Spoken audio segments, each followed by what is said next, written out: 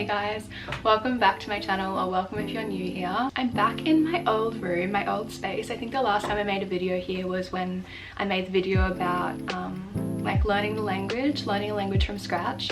So that's been quite a while.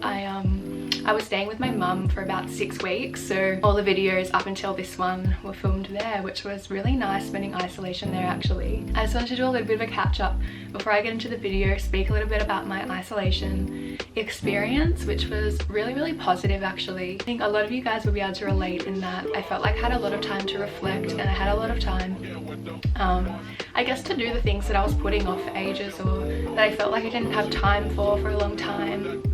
Especially last year in Italy, you know, even though I might have had time to do it, my mind was just so focused on other things and my priorities were so different. So yeah, I took that year for me, and then I came back and I was so, you know, keen to get into a new job, and I was not ready to get back into my normal life, but I was determined to make a point to, I guess, get back to where I was.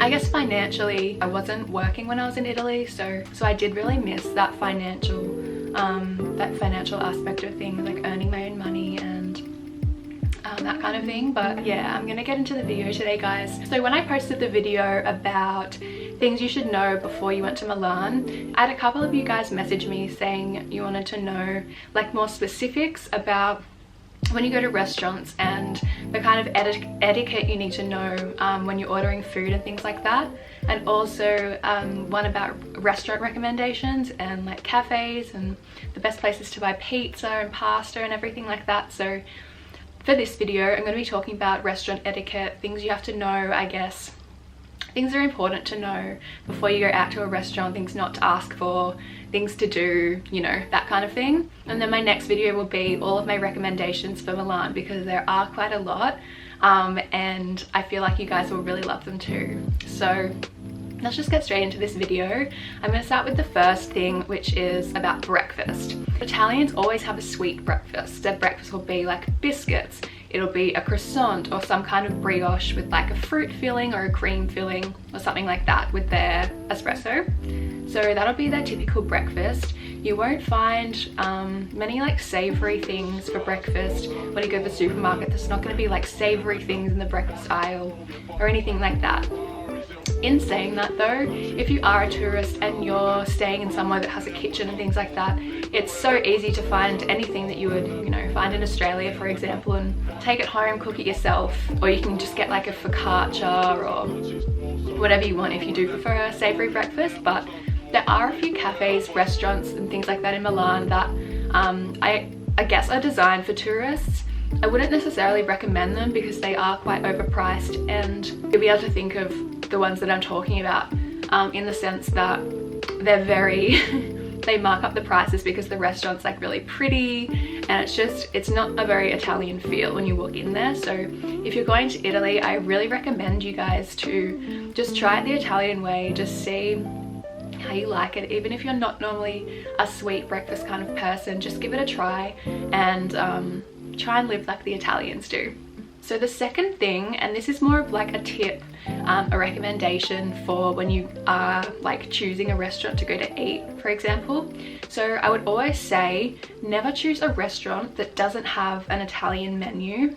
You'll find that a lot of restaurants, because Milan is quite an international city, most places you go there'll be someone that speaks English or multiple people that speak English. That's not something to worry about when you go, like especially in Milan. This isn't all of Italy, this is specifically Milan that I'm talking about, because you know there are a lot of international students and they are trying to become like quite an international city. But my recommendation is to never go to a restaurant that doesn't have an Italian menu displayed, because this is the easiest way, in my opinion, to get stuck in a tourist trap. And not only will you be stuck in a tourist trap in the sense that they'll probably mark up the prices, they'll probably try and rip you off, etc, etc, but you're not actually having that authentic Italian experience. So for example, like if you see spaghetti bolognese or something, or garlic bread or something like that on the menu, it's probably not very authentic Italian, because those things actually don't really exist in Italian at all.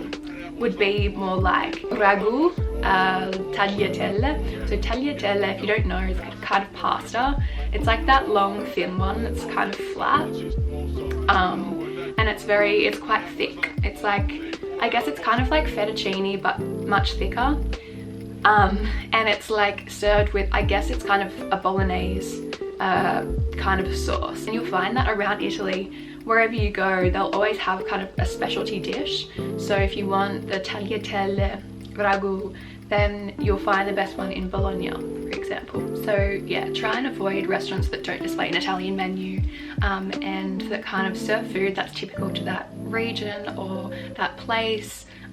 Ask the Italians, don't be afraid to ask for recommendations either, because they'll be more than happy to give them to you. They're very passionate about their food and they'll always be happy to give you recommendations, because they're always wanting tourists especially to have that really authentic Italian experience. So the next thing I'm going to talk about is the coperto when you go out to a restaurant. So in Italy, they don't have a typical tipping system, I guess, like you would see in America or even in Australia. Like sometimes it's just seen as etiquette to leave a tip if a waiter does really well or something like that.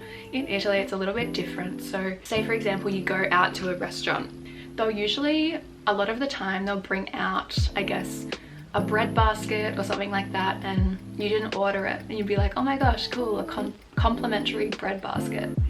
And then you'll go through your meal, you'll have your main and your dessert and your coffee, whatever, and then you'll ask for the bill, and you'll see up the top and this really gets tourists as well, because oftentimes they don't know what coperto means, and they might just think it's like a service fee or something like that. They added on, it's like $4 or something, $2 or $4 or something per person, and they add that on as kind of like, I guess it's their tipping system, as a way that I wouldn't say it's taking advantage of tourists per se, but it's definitely a way that they can hide like different costs and things like that. So, but yeah, just something to keep in mind when you do go out to restaurants in Italy. Something else to, I guess, not do at Italian restaurants is to ask for like tap water or table water. You know how in Australia, for example, they'll always bring you out like a big bottle of water for the table and it's free, it's complimentary.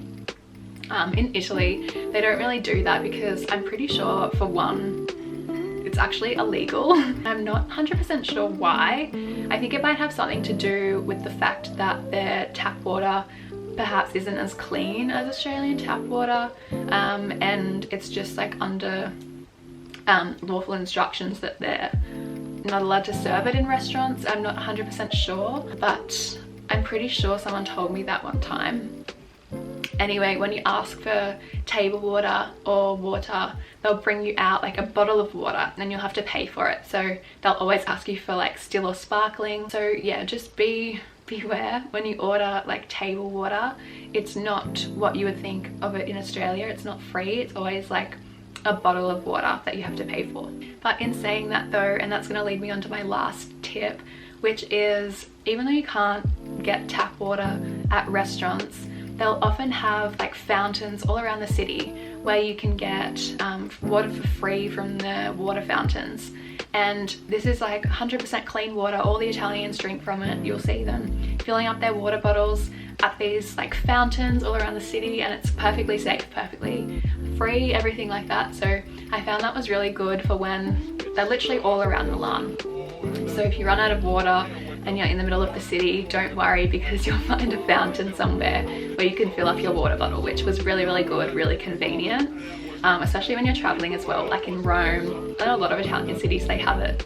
But that's where I'm going to end today's video, guys. I hope it was helpful and you enjoyed it. Give it a thumbs up if you did, and make sure to subscribe for new videos every single week. Thanks for watching, and I'll see you soon in my next video. Bye.